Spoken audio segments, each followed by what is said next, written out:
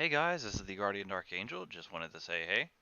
I figured I'd make a video about this topic because I haven't really seen a lot of people talking about it in the essence of what I want to get across, which is based on some debates I've had. So right now there's a brewing controversy and kind of like a split amongst PC gamers right now and some gamers in general. Um, with the dealing with the Steam store and the Epic store. Now, for those of you that don't know, Epic Games just more or less confirmed recently that their Borderlands 3 was going to have a time lock on it that was going to be less lengthy than the Outer Worlds, which, unless it's changed, is supposed to be a year for that game. I believe it's supposed to be 3 to 6 months with Borderlands 3 exclusively for only Epic up until said time wall runs out. Now, the debates that I've had with people have revolved around what is specifically wrong with this situation and why I feel the way I feel about it. And let me get kind of into the crux of it. I've had a lot of people saying that Epic's power move essentially is what it is based solely on the premise of trying to compete with Steam. And they haven't been in the gaming market as long, or in the game like the gaming store market for as long as Steam has. And you know what? That's correct. But what I have a problem with in dealing or in talking about this is the fact that Epic makes Fortnite. Fortnite is one of the single most popular games out currently and has been for probably 3 years almost, or longer possibly. And ever since it surged in popularity, it's only been growing. And only recently has it been pushed to be competed against, I guess, by Apex Legends as far as popularity goes. Now, Epic has the money to, you know, do whatever with it. But I don't like them basically using it as a power move to lock gamers out of content. I used to have the Epic Game Store on my computer. Many a times I had to download and update Fortnite in its early days. And one of the things that infuriated me the most about Epic's launcher was the fact that the download speeds on Epic's launcher, even on the fastest of internet connections, was that it was god awful and slow. It has next to no features, even though currently it's expanding its feature list because it's trying to compete with Steam. And until it gets up to a point where it can properly compete with Steam, they are basically biting off more than they can chew.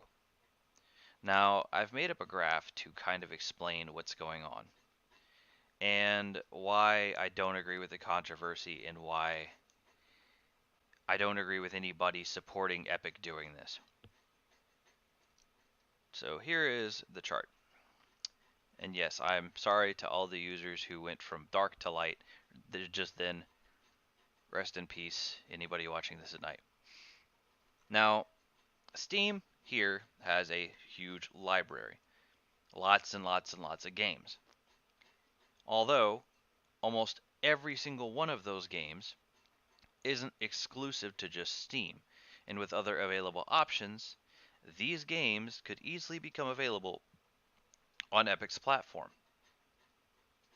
If Epic tries to, you know, improve their features, say, hey, we've got these features, we're pro creators, you can have your stuff showing up on here, it's going to cost you this much, but you're going to get this much back, we're only going to take this much, hey users, we have a better friends list experience, you can do these things on our platform, real competition takes place when you have similar or same products. And let me explain that in two different ways.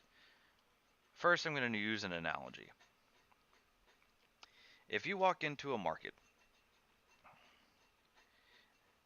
and there's two vendors on either side of the aisle, one is selling apples, one is selling oranges. Your first thought is, oh, well, they're both people who are selling things, they're both competing. You'd technically be right, but you would also be very wrong. Because if I'm in the market to buy both apples and oranges, or just to buy fruits in general, and I have to mix and match or whatever, there is no competition. I am buying from both of these vendors. I have to buy from both of these vendors. You are essentially taking choice out of, you're basically removing choice. However, if I walk up and there's a variety of different fruit vendors on either side of the aisle, and I walk up and I see two orange vendors for oranges right next to each other. One grows theirs in Florida using a specific technique that makes them, taste better. One grows them in a different state or, on off some islands or whatever, or maybe they're grown in the backyard and they have these techniques. Then essentially they are fully competing as a one-to-one comparison because they're both selling the same product, but the product is subsequently different. Both of them are selling oranges. One of them might taste different than the other one. One of them might have a different texture, strength and taste, or maybe it's one of them is healthier for me because the soil that it came from was better off. It is a one-to-one comparison because despite the fact that the products are the same, they're not. So a lot of people like to make this comparison that Epic is directly competing with Steam due into the fact that they both are game hosting services. And a lot of them defend Epic basically time gating these over here for multiple durations of time, or lengthy durations of time, mind you, because, oh, well, they need to play catch up. No, they don't. They've got money. They can just as easily, take and give better features than Steam does, give us more features than Steam does, give more user-friendly and creative-friendly features than Steam does. The way that you compete is not by locking out stuff. You cannot lock it out. You have to share between the two, because if you don't, you're not actually competing. And everybody who is going to argue with me is going to go, oh, well, what about first-party monopolies? I'm not talking about first-party monopolies. This isn't a discussion about first-party monopolies. Hell, this isn't even a discussion about monopolies in general, except for on PC. And specifically with third-party titles, not first-party titles, because that is an entirely different conversation. But here is the thing, because this is the next argument I'm going to get. Oh, well, they're allowed to do it because you can get multiple different launchers if you really wanted to, and then everybody's happy. No, actually, not everybody's happy. Maybe I prefer Steam over Epic because Steam's download speeds are significantly better than Epic's. Or maybe one day Epic has a better friends and community functions than Steam does. Maybe I prefer Epic. I should not have to download two different launchers. And everybody's like, oh, well, that's not that much. You just have to launch it, buy it, or whatever. And, you don't even have to go to the store. You could just play the game.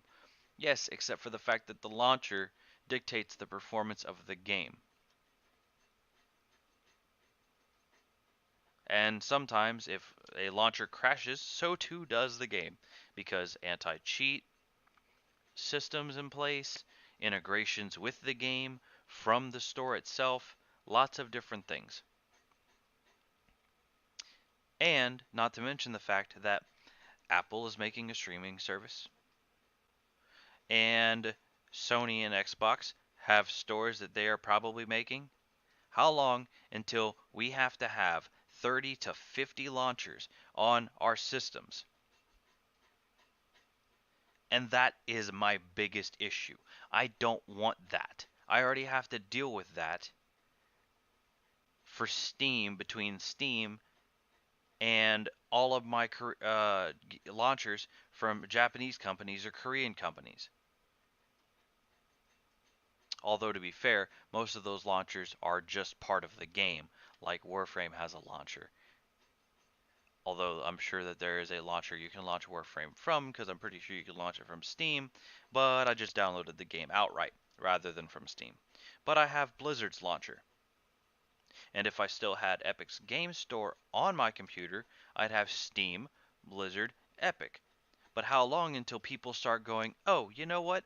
I've got money. I'm just going to lock away all these titles because I can. Because it's not fair for me to compete against them because I don't have enough power.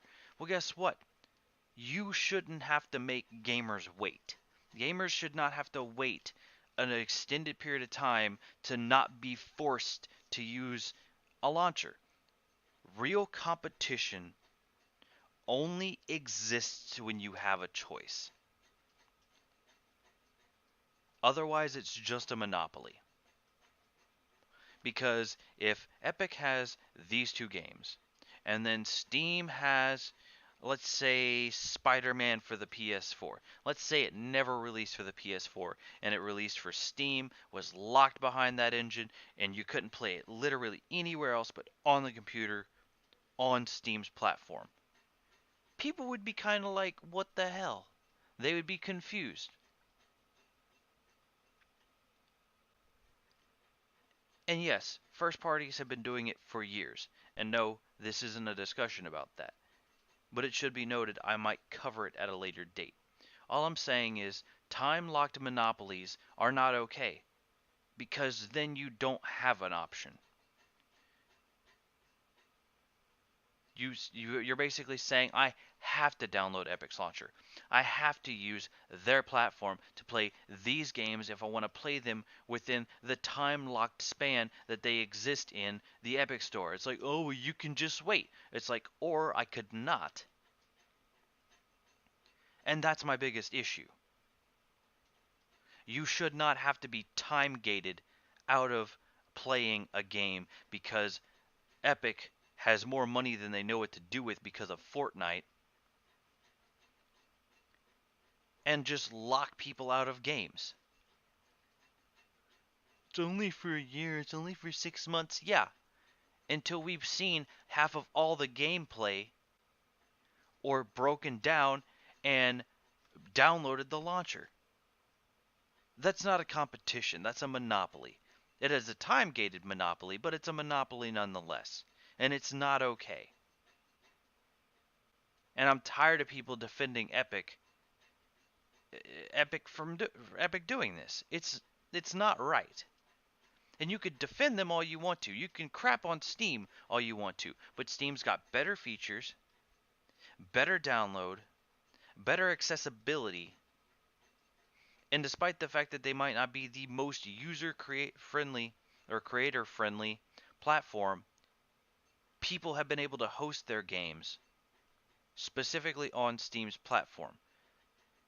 They've made Kickstarters, they've said, hey, we want to put this on your platform, and they did it.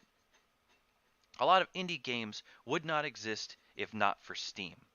So no matter what controversies they've gone through and whatnot, it does not warrant what Epic is doing now.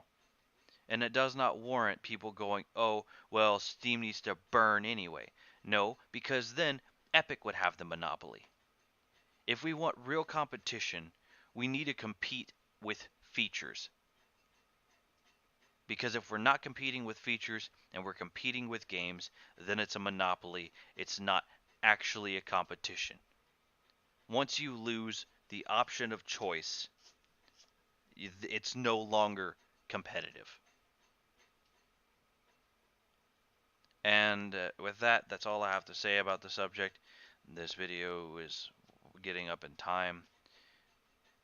But if anybody wants to start an argument in the comments or send a video response or anything, I am perfectly willing to listen.